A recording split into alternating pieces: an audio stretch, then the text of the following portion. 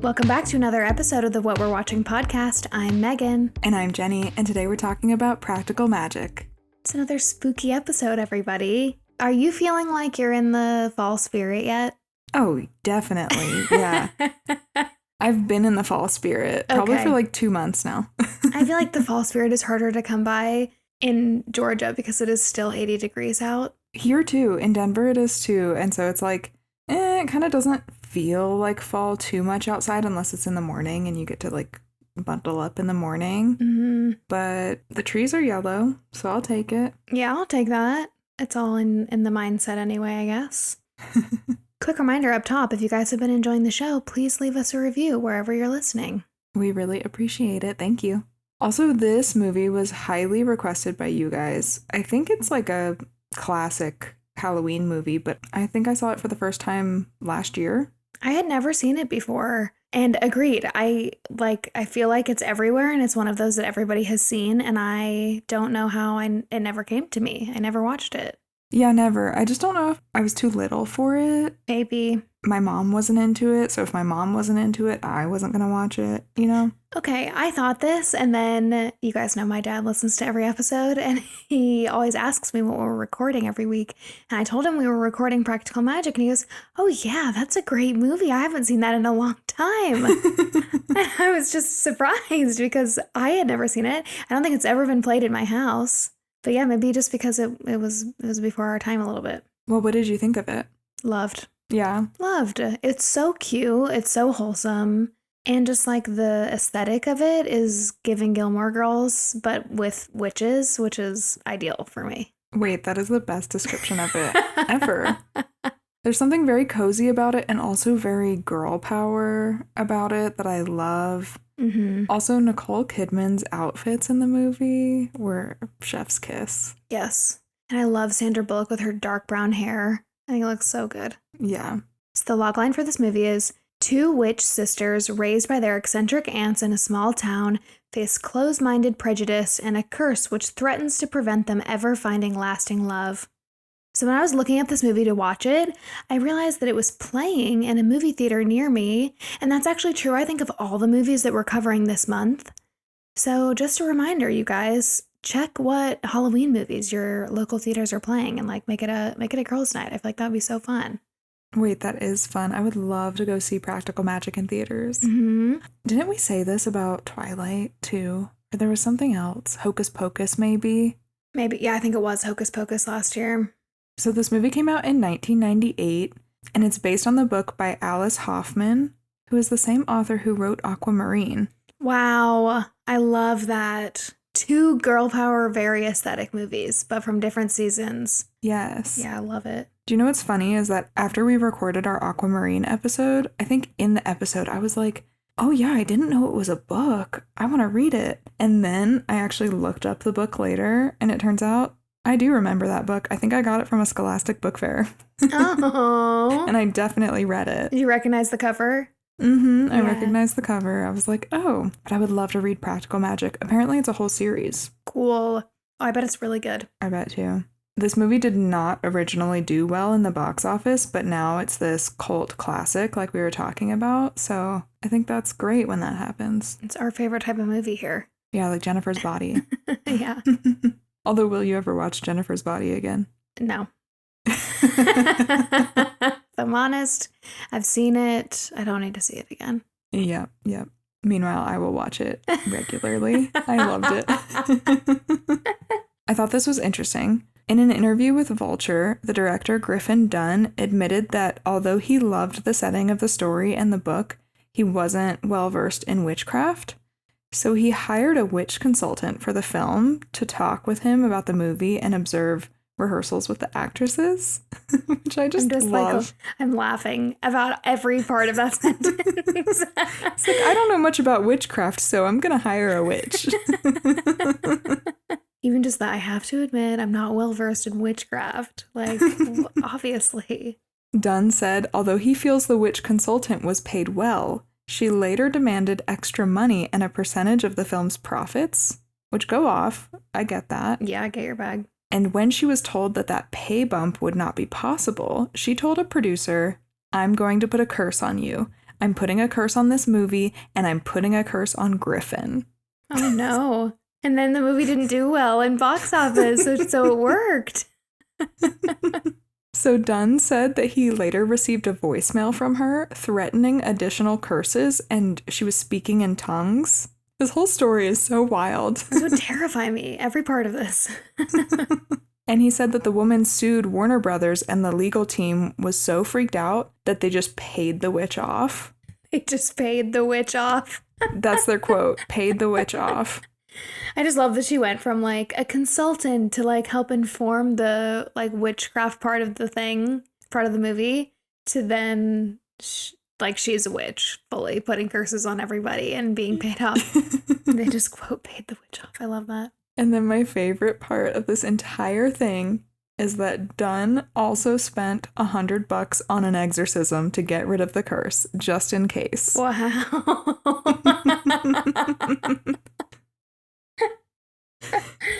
I have no idea who Griffin Dunn is, but I'm just imagining this middle-aged man just inviting this priest over to like his apartment and him being like, I'm pretty sure it's fine, no sign of demons, but a witch did put a curse on me, Father. I'll give you $200. Yeah. Wow, that's funny. Shall we get into the cast? Yeah, let's do it. Let's talk about Sandra Bullock, who plays Sally Owens. So some of this will be repeat for you guys if you listen to the Miss Congeniality episode, but it's still relevant. You guys obviously know Sandra Bullock from The Proposal, The Lost City, The Blind Side, Ocean's 8, and so many more things. Something fun that I love is that all of her friends call her Sandy. So if you ever hear anybody talk about her in any interview, they always refer to her as Sandy, which I think is so cute. That's like Anne Hathaway being called Annie. Yeah. She was 34 when she did Practical Magic, and Nicole Kidman, I believe, was 31, which I thought was kind of funny because, like, not knowing at all what this movie was about, I assumed that they were, like, early to mid-20s for some reason. Me too. But no, fully, they had both been acting for a decade, and this was, like, a movie they did in their 30s. Oh, cool. Can we back up for a second? Yeah. Did you know what this movie was about at all? No. Me neither. Before I watched it last year, I had no clue. I think I knew that they were sisters, but that's probably it. Okay, cool. So Sandra Bullock got her start in theater, and she actually went to East Carolina University and then moved to New York, where she took acting classes and was in an off-Broadway play. And she got attention from that play, and that eventually led to her first movie role in Hangmen. As far as her personal life goes, she has adopted 2 kids named Louie, I believe that's how you say it could be Louis, and Layla. And she was married to Jesse James from 2005 to 2010, but then was with her longtime partner Brian Randall since 2015 until recently because he tragically passed away from ALS in August 2023. Oh, that's so sad. I know. forgot about that. Yeah. And then we have Nicole Kidman, who plays Jillian Owens. You guys obviously also know Nicole. She's known for Big Little Lies, The Perfect Couple, Bombshell, Aquaman, Moulin Rouge, Just Go With It, which we have an episode on. You guys should check it out if you're interested. And of course, the iconic AMC pre-show commercial.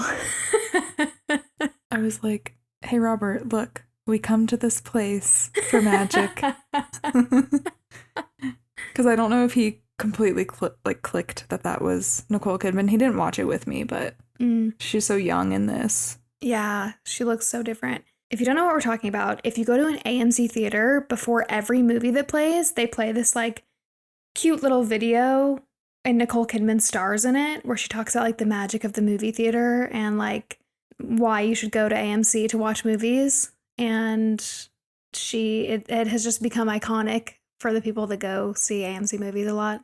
Because it's really long, or at least the original is really long, and they played it so many times that everyone had it memorized, I feel like, especially if you have AMC movie passes like us. It was a Halloween costume, it was an SNL skit, like, it blew up. And now they've kind of, like, chopped it up a little bit where it's shorter or she says something slightly different. Just keep us on our toes, you know? So she is Australian. I'm sure a lot of you guys know that, but I feel like it's kind of easy to forget.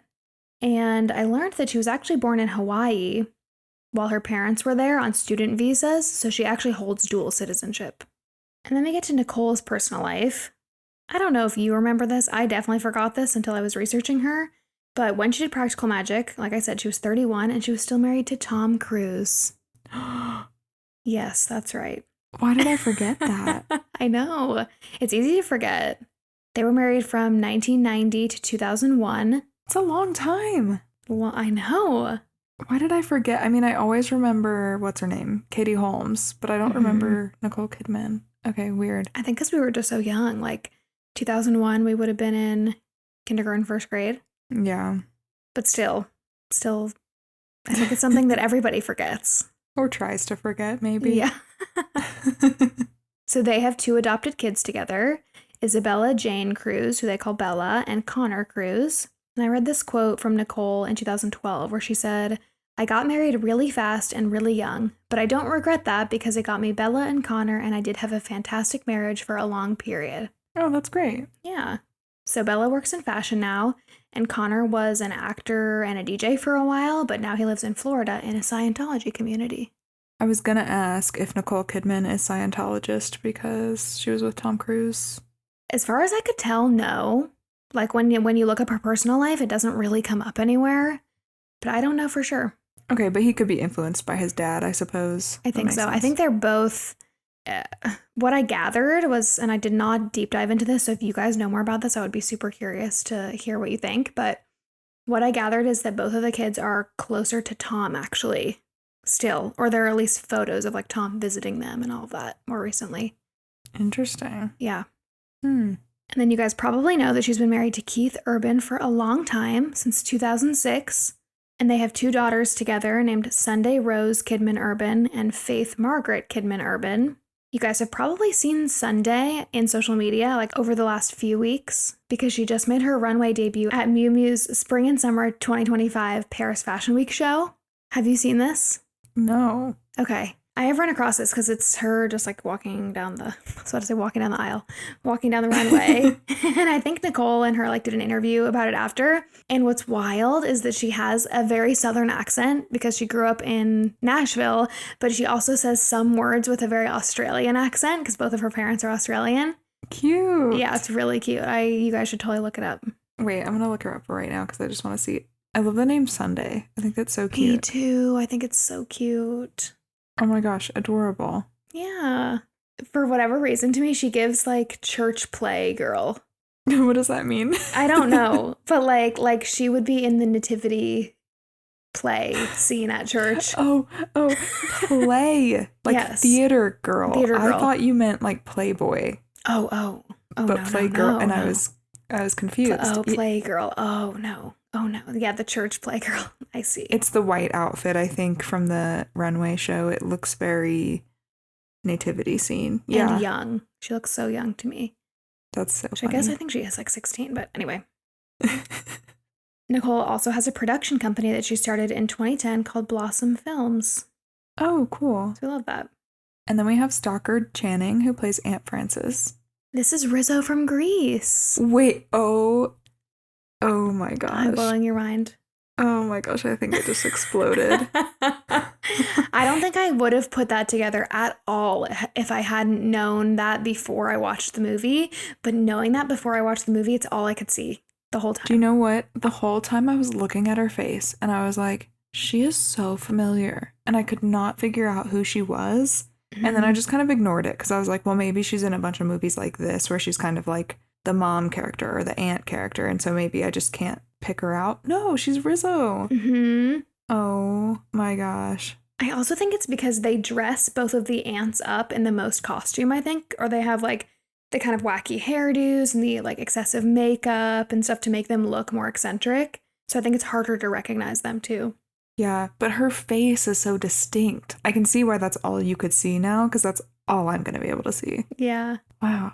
Stockard also played the First Lady in The West Wing. I know we have some West Wing fans listening. And she was in 6 Degrees of Separation and Where the Heart Is. And she was also on Broadway. And she's currently 80 years old. Oh my gosh, 80? Yeah. I didn't know that. Wait, I do need to know from you guys if we should cover Where the Heart Is. Because my mom used to watch that when I was little, and I remember watching it a couple times, but I think I would really appreciate it more as an adult. Have you seen it? I don't think so. It has Natalie Portman in it. Okay. She gives birth in a Walmart. That's all I know. Oh, wait.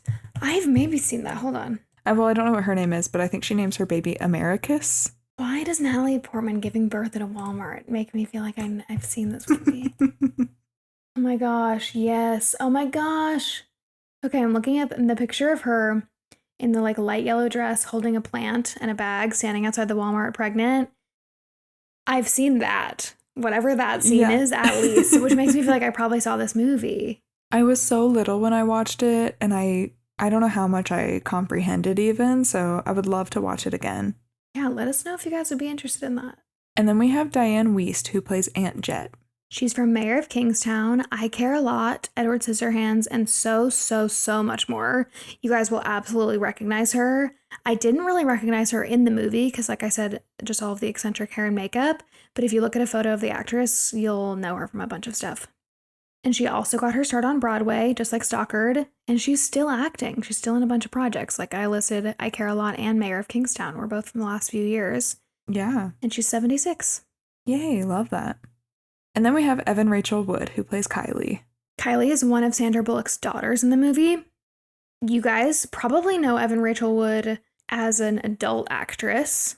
She was in Westworld, The Ides of March, True Blood, 13, and so much more. She's been acting since she was 5, and Practical Magic was one of her first projects. I believe she would have been 9 in this. Do you know if 13 was her next one? I don't know. I know it was like her next big one because she did that with, what's her name? You know her name. Rosalie from Twilight. Oh, Nikki Reed. Yeah, with Nikki Reed. I don't think I ever saw that. I didn't either, but I know that's like a big coming of age movie for a lot of people. It means a lot to a lot of people. I would love to see it one day, so you guys let us know. I'm just using this episode to rack up some more recommendations. We always want them. We always want to know what you guys have actually seen. Because we do this where we're like, have you seen that? Have you seen that? Would that be good? So it's good to get your input. Okay, I feel like we can't talk about Evan Rachel Wood without touching on her relationship with Marilyn Manson, because it is such a huge part of the reason why I feel like people know her name. So this will be quick. We're going to breeze through it. If you don't want to hear about it, maybe skip forward like a minute and a half, and we'll get into the movie recap. So she's been very, very open and vulnerable and like very brave, in my opinion, about her relationship with Marilyn. If you didn't know, they were engaged, and it took her a long time to fully come to terms with the sexual, physical, emotional abuse that she endured during their relationship. Ultimately, I read that she was even having stress seizures, and that's what led her to get out of it. They started dating when she was 18 and he was 37, and a lot of bad things happened. I'm not going to get into it because you guys can research it if you want, and it's all heinous. One of the things he did was convince her to cut off her relationship with her mom. And ultimately, she left him when she was 22, so that's 4 years later, because she felt like she was dead if she stayed. So she was like, my options were I could leave and he would try to find me, or I could stay and potentially lose my life. So I'm gonna go for it, which is very brave. And she didn't come out with any of this information until 2018 when she was 32, so 10 years later. And in 2018, she testified in front of a House Judiciary Subcommittee in D.C. to advocate for the Sexual Assault Survivors Bill of Rights Acts in all 50 states. All of this is new to me. Really? Okay. Yes. So my mind is a little blown. I feel so sorry that she went through this. But again, sounds like she has just been really, really brave to leave him and to come forward and be public with this stuff. There's something about Marilyn Manson. My entire life, when I see pictures of him, I feel scared. Like there's something evil about him. Agree. I don't know anything personal about him. This is like the first I'm hearing about him because honestly, I avoid him like the plague. He's so scary to me. So this kind of just confirms. Your instincts were right. Ugh, it's horrible. I know. Very sad, very scary. But also, like you said, the fact that she's turned it into, awareness for domestic violence and speaking up for survivors' rights, I think is really important and cool. Completely. Okay, should we get into the movie now? Yeah, let's get some ear bleach. I don't know what you would call it. Some happy magic. Yeah, happy magic. So the movie starts with a voiceover from Aunt Frances and Aunt Jet, and they're telling a story about how their family has always been misunderstood, beginning with Maria. Centuries ago, Maria Owens, an ancestor of the Owens family, was condemned to be hanged for being a witch. And in the voiceover, we hear this quote, "They feared her because she had a gift that has been passed on to you girls, the gift of magic."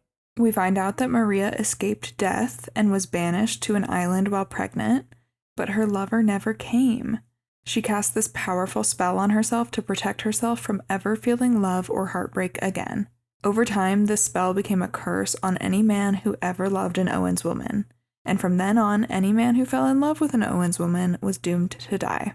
Sally and Jillian are two little girls, and they ask if this is why their father died, and their aunts tell them that it is. Their mother heard the sound of the death beetle the whole day before their father died. Which that's important because that comes back later. Yes. So then the voiceover where the two aunts are telling Sally and Jilly this story ends, and we see them as two young little girls, and they're raised by their aunts in this old Gothic-style house. It's like the most aesthetic New England situation.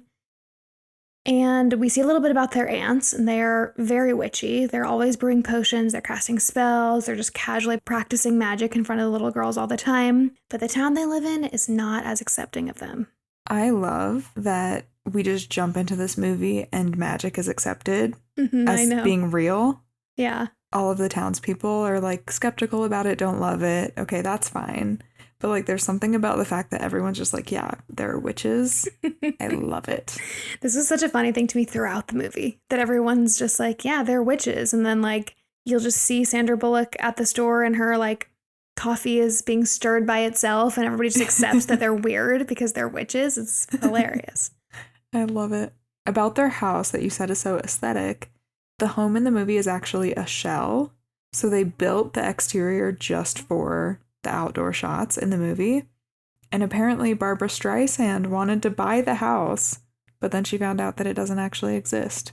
Tragic. So tragic. So the Owens family is the subject of whispered rumors, and the townspeople treat them with a mixture of fear and disdain.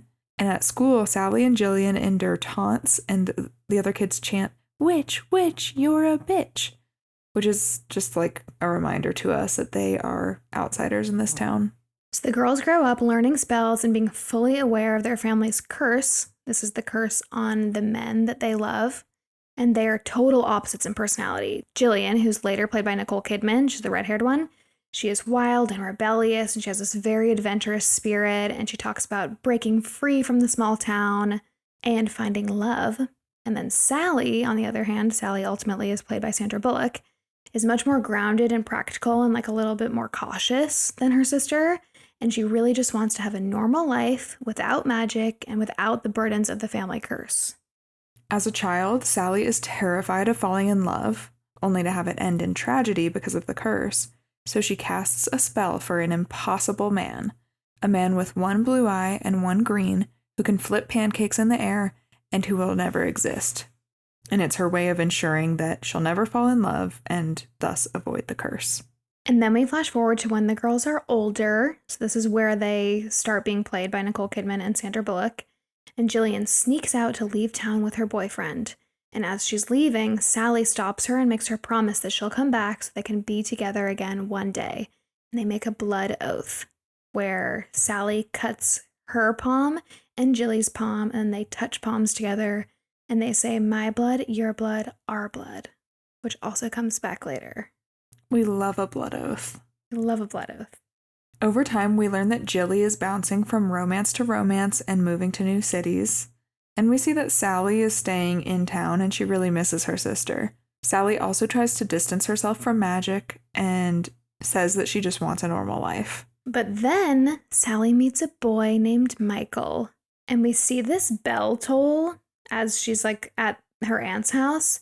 And she runs from the house to the farmer's market where he is, almost as if she's drawn there by magic. Like it's just like something strikes her and she goes to find him. And then we hear Sally's voiceover in a letter to Jilly, and we've jumped forward in time. And the voiceover says, "Today is our 3rd anniversary, and all I have to show for it are 2 beautiful little girls and a husband I just can't stop kissing. I don't even mind the beard." And she says that life is perfect and normal.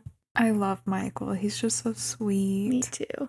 And her 2 daughters are very cute because they resemble Sally and Jilly. One of them has red hair, one of them has brown hair, just like they're the 2 of them. It's very cute. Just like us. We should be them for just Halloween. Just like us. Oh my gosh, we should. Oh, I'm mad we don't live in the same place. I know, that's so annoying. We should have done it last year. We can Photoshop it. We should have done Okay. that last year. But anyone should do this as like a best friend costume. I think it would be really fun. Or It'd be sister really costume. cute, yeah. So then we hear Jillian's response to Sally via a voiceover. She says that she has a million friends and she's lying by the pool. Life is perfect, but she doesn't care about any of it. She only has 2 words to say. Jimmy Angelov. One night, Sally wakes up to the death beetles sounds. We like hear these bug noises and they wake her up. Later that day, her husband Michael gets hit by a truck and dies. Oh, tragic. I know, so sad. I hate this part because doesn't he almost get hit by a bunch of cyclists and we think he's gonna die? And then he doesn't, but then a truck hits him right after? Yeah. Ugh. It's a little bait and switch. So tragic. Yeah, it's very sad. So right after, Sally runs into her aunt's house and she's like hysterical and yelling at them. And she says, "It was the curse, wasn't it? He died because I loved him so much." And then they tell her that they cast a spell originally to make her fall in love with Michael so she could be happy because she used to be so sad and mopey about Jillian leaving. They never thought that it would work well enough for her to fall deeply in love and for the curse to be activated. Honestly, it makes me kind of mad that they did that. Me too. It's like she didn't want that. But then she gets her daughters out of it and she was so happy. So True. But then there's a part of you that's like, okay, but was it all fake? Like, was my love all fake? Right. Although that does come back later, so we can talk about that later. Mm-hmm. So Sally and her daughters move in with Aunt Jet and Aunt Frances, but they're not allowed to do any magic. Sally wants their lives to be as normal as possible for the sake and safety of her daughters. Meanwhile, we see that Jilly has been living a wild and carefree life in Arizona with Jimmy Angelov. And we can tell right away that Jimmy is very intense. And we can tell that Jilly thinks that he's very charismatic and charming, but he's really very controlling. But we do see Jilly go home to see and help Sally while she grieves. And they have these very cute sleepovers every night. And they talk about each of their relationships. And it's kind of like their reconnection. And it's very cute.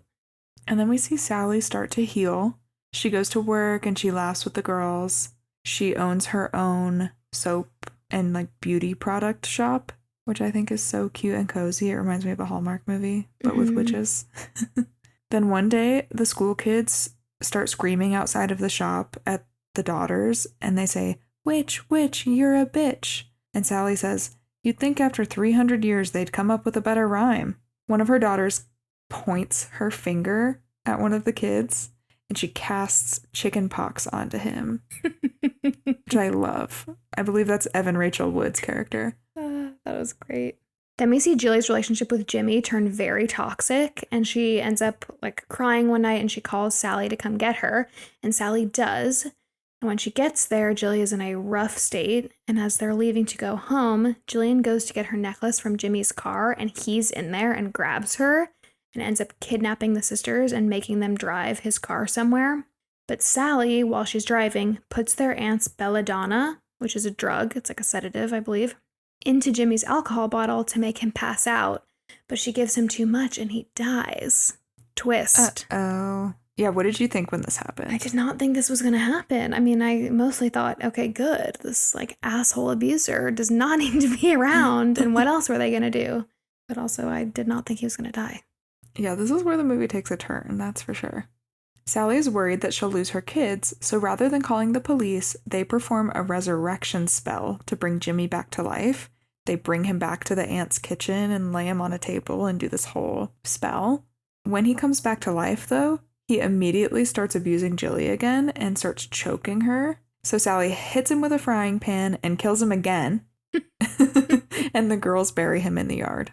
To which I'm just why didn't we just bury him in the yard in the first place? I guess they just thought if they resurrected him, that they it would could just be okay. send him off and the cops would never find out, yeah. I guess. So then the next day, Sally's daughters are so excited to see Jilly. It's very cute. I think Jilly says to Sally, what if they don't like me? Or what if they don't remember me or something? And the girls run in after school and they're like, "Aunt Jilly!" And it's adorable. Mm-hmm. And Julie also reunites with her aunts. And then there's this iconic scene that I feel like you guys will remember if you've seen this movie, where Jilly, Sally, and their aunts all get super drunk at home one night. And it looks so fun.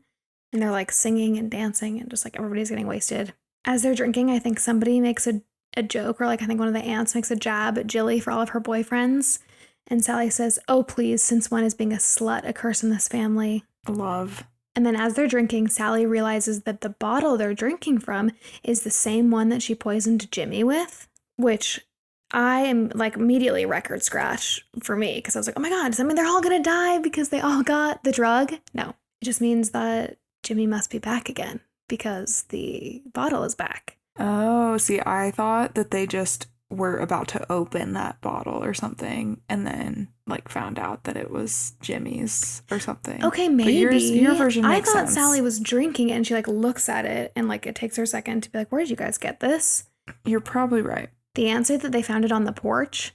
And so then the girls freak out because they think that it must have come from him. This Midnight Margaritas scene is just so much fun. I love everything about it. I feel like it is the most iconic part of the movie.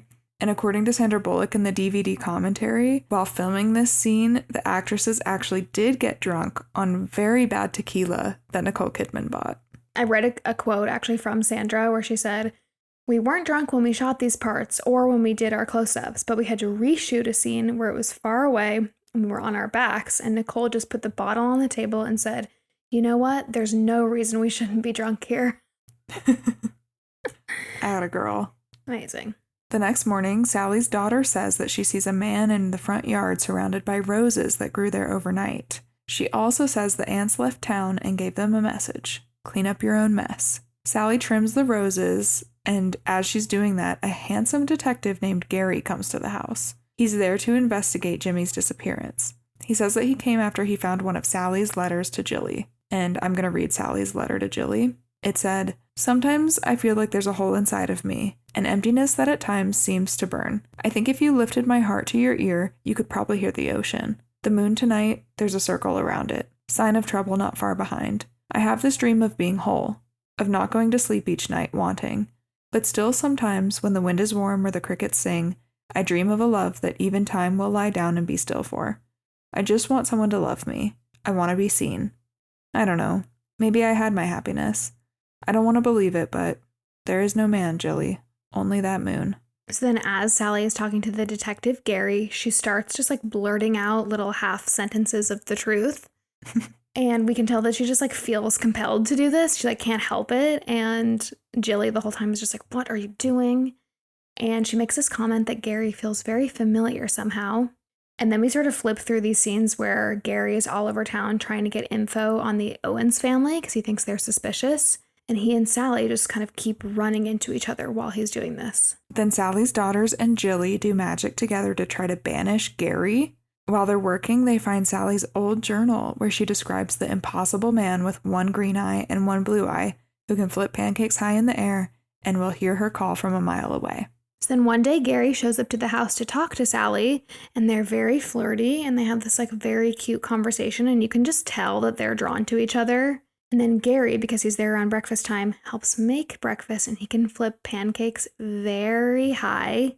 And nobody's putting this together except for the little girls. They're just like elbowing each other. They're like, he can flip pancakes, look. It's really cute.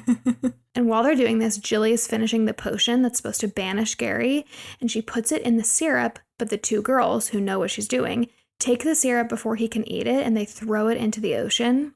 And then as everybody's like investigating what the girls did, they see this toad who throws up one of Jimmy's rings, and the detective gets very suspicious and leaves, and he tells them that they're going to need a good lawyer. Can we just talk about the aesthetics of them eating pancakes outside next to the beach? It's just so cute. I want to do it so bad. I want to go to this house and eat pancakes outside. It's so cute. Except actually, when you live that close to a beach like that, I feel like it's just cold. Yeah, in New England especially. Yeah. Sally confronts Jilly and says that she only thinks about herself. The girls argue, and then Sally storms out. She runs into town after Gary, and they go to his place. And he starts recording her because he thinks he's going to get her confession. And she does start confessing to him. But then he turns off the recorder and they kiss. And Sally realizes that he has one green eye and one blue. And so she freaks out and leaves. And I think he says something like, I was born that way. Yeah, because to him, she's like, you have different color eyes. And then runs out and leaves. And he's just like, I was born with it. When Sally gets home, everybody at home is in a panic, and she's trying to figure out why. And Gary ran after her, so he also ends up at the house. And they both find Jilly like writhing upstairs in her bed, and they see that she's being possessed by Jimmy's ghost. Thankfully, Gary's star police badge wards Jimmy away, and he like waves it in front of Jimmy, and Jimmy's ghost disappears. Then Sally admits everything to Gary. I should back up and say that when she was at his house the first time, she found her letter on his bed, and it had been read so many times. Like the paper was just, you know, that feeling when like paper has been read a lot and held a lot. And he was like, oh, I was just reading it for evidence. And she was like, what evidence did you find in that letter that you had to read it so many times? So then in this scene, he says that he read her letter about 1,000 times. And he says that he's here for her. And he doesn't really know why. And she explains that when she was little, she created a spell so that she'd never fall in love. In that spell, she listed qualities that she didn't think could ever exist. But here he is, and he does. She says what he's feeling isn't real. And he says, yeah, well, all relationships have problems. This made me want to cry. I thought it was so cute. Yeah. Because I think the point, and we're about to get into this more too, and to your point with Michael and her first relationship of like, was the feeling fake or was it real? Because was it like put on by this spell? I think their point is it doesn't matter. Yeah. Right? Because that's how they feel. Love is love. Yes. Beautiful. Love is love. So then as Gary's leaving, he says, curses only have power when you believe in them, and I don't. You know what? I wished for you too. That is one of my favorite quotes from the whole movie. So cute. I mean, there are so many funny quotes in this movie, but this is one that like landed, you know? Totally. And then the aunts come home, and I think it's actually funny when they walk in the door. I think they were like, well, we're certainly not in the nick of time, because I think Jilly is like on the ground from when they just tried to get Jimmy's ghost out of her. And the aunts say that they'll need a full coven, at least 9 women, to banish Jimmy's spirit and make sure that he stops possessing Jilly. So Sally activates the school phone tree, which we recently saw a scene where she became the head of the phone tree for the first time thanks to some of Jilly's magic. So she has a solution. I love this part because originally when we see the phone tree situation, it's Sally at the school and all the moms are kind of in their own cliques against her, you know? She's like the odd one out. And then Jilly comes in and works her magic, and then everyone's kind of like, oh, Sally's head of the phone tree, and like she never gets picked for this kind of thing. What I love about this is that when the moms get called this time for the phone tree, they are all about it. They're like in because they hear that an abusive boyfriend is involved, and they're like, okay, I'm there. They're like, I'll be there. So all the moms show up and they all perform a banishing spell together. All of these moms who've never done magic before, but they just need like the warm bodies of women sticking together. It's so cute. During the spell, Jilly lashes around on the floor and says they should just let Jimmy take her so no one gets hurt. Sally says they promised to die together on the same day, and today is not that day. Can we just back up for 1 second to everyone in this town just accepting that magic is real? And I just love that Sally was like, oh, I'll call all the moms. All the moms will come over for this exorcism. Not a problem. And they do. They're like, yeah, and I heard that her boyfriend came back and, you know. Yeah. And is possessing her, so we got to get over there. He just won't leave. Yeah, it's amazing. Apparently, this scene was really intense to shoot, according to the director Griffin Dunn. And he said that Nicole Kidman wanted to make the scene as real as possible, and she wanted to slam her head against the floor during this exorcism. So production installed these rubber panels to try and protect her from the blows. And he said, I just remember her take after take slamming her head. She looked totally possessed. I mean, I think she brought on a rash. Her skin would go bright red, from white to red to white in waves of, purging. It was intense. I'm shocked she didn't give herself a concussion. I know. That is actually scary. But she did really look possessed. Like, she did a great job. It was really creepy. Yeah. But, I bet you she did get some damage from that. Because, one time my brother was, being silly and he was hitting his head with his hand and he got a concussion from that. Oh, yeah. Scary. Not good. So then during the exorcism, as Jilly is like trying to give up, Sally gets this idea and cuts her hand and Jilly's hand and puts them together like they did when they were kids. And she says, my blood, your blood, our blood. And then we see just this like explosion of light, and it's their magic, kind of like the magic of their love and sisterhood. And Jimmy's spirit kind of like rises above Jilly and it turns into ashes. And then they sweep his ashes out of the house because it worked. What do they say? Like, one of the women is like, what do we do now, ladies? Clean, or something like that. Yeah. I probably butchered that, but then they all take the brooms and they start cleaning. It's so cute. Yeah, it's really cute. Sally gets an official letter from Gary saying they've determined Jimmy's death as an accident. And then we flash forward to a scene where Gary shows up at the Owens house and he and Sally kiss. A voiceover from Sally says she'd like to think that when she and Jilly grasped hands, it broke Maria's curse. And then we see this really cute scene of all the Owens witches, so all 6 of them, the 2 aunts, the 2 sisters, and the 2 daughters, dressed up as witches for Halloween, and they float off the roof of their house together, and like the whole town is just like cheering because they think they're cool now, and Gary's there. And he hugs the daughters. Yeah, he like picks up the daughters. It's really cute. Oh, it's so cute. And also I think they said at the beginning of the movie, some of the kids were like, yeah, the Owens are so weird. They fly off of the roof on Halloween. Oh, and then they did it, but then everyone loved them for it. Yeah. Oh, isn't that sweet? That is cute. That's a great ending. Ugh, I love this movie. I want to watch it every year. I think it's so good. Yeah, this one's gonna go into my rotation. Oh, you know what the aesthetic of this movie is? It reminds me so much of all the Meg Ryan movies. Like the You've Got Mail, Sleepless in Seattle, When Harry Met Sally. It's the same like fall, winter, sort of New England-y, even though I don't even know if those other movies, I guess the other movies are in New York. So yeah, same vibe. That mixed with Gilmore Girls. Yeah. Mixed with something witchy, but I don't know what. It's just add a sprinkle of witches to all those things and you'll get it. So that's why we like it. Amazing. Well, I'm so excited you saw it because I knew you would like this one. Mm-hmm. It's a good one. In 2004, there was a spin-off pilot called Sudbury, and it starred Kim Delaney, Jerry Ryan, and Kat Dennings. And so I don't know if it was about their kids, if it was just like a complete different spin-off with different characters, I'm not sure. But it was executive produced by Sandra Bullock, and it never got picked up, which makes me so sad. Sad. I would love a show version of this. I would cry. I would love it. Yeah, me too. I need another witchy show to watch. Sorry, just really quick. Kat Dennings is from Vampire Diaries? Bonnie? Is that Bonnie from Vampire Diaries? Or am I making that up? Kat Dennings is the one from Two Broke Girls. We talked about her in Raise Your Voice. She's the dark-haired, like, sullen kind of girl. Ah, yes. Okay, yes. Oh, House Bunny. Mm-hmm. Belongs in a witch show. For sure. Yes. Who are you? Kat Graham. You're thinking Kat Graham. That's what I'm thinking of, yeah. Well, Kat Dennings had to have been a kid, right? Mm-hmm. Wait, this was 2004. No, just kidding.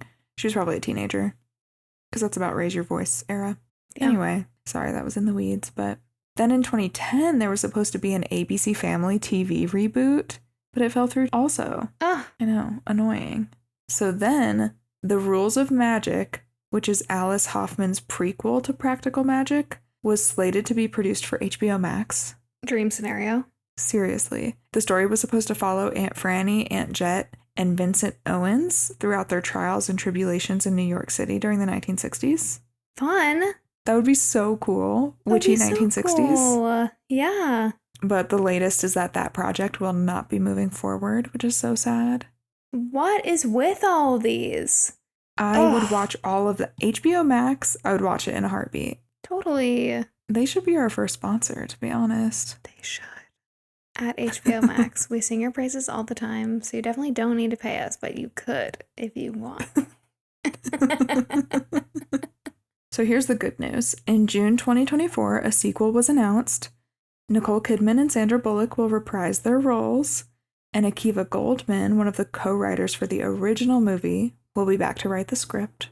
So we love that. And it'll be based on the 4th book in Alice Hoffman's Practical Magic series, and the book is called The Book of Magic. Fun! Well, that's great news. Yes, it's very new. We don't know when it'll come out, but hopefully it does come out, unlike these other spin-offs. I know. Hopefully if Nicole Kidman and Sandra Bullock are willing to do it, that feels promising. Yeah. So that's exciting. Oh, I want them to do a show. I know. I want a show so bad. I want an HBO Max spin-off show. Mm-hmm. It can be in the 1960s. It can be in 2020. I don't care. I don't care. I just want it. Look at the popularity of Gilmore Girls. Look at the popularity of, like, Ghosts. I don't know if you watch that show. I freaking love that show. Is that the one where she's in the house and she can see ghosts? Mm-hmm. Yeah. I know that was very descriptive, but I'm glad you knew what I was talking I about. know exactly what you're talking about.